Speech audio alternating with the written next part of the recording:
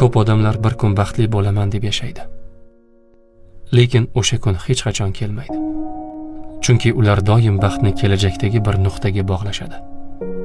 Shuni hal qilib olay, shu pulni topib olay, uy olay, muammolarim tugasin, shunda xotirjam bo'laman deb o'ylashadi. Lekin haqiqat shuki, hayot hech qachon to'liq tartibga tushmaydi. Har doim yangi tashvishlar, yangi muammolar, yangi rejalar bo'ladi. Agar baxtni nimadir to'g'rilanishiga bog'lasang, u seni umr bo'yi kutib yashashga majburlaydi. Lekin hozirgi onni his qilsang, bor narsalaring uchun shukr qilsang, hayotni qanday bo'lsa shunday qabul qilsang, kutilmagan paytda chinakam baxtni his qilishing mumkin.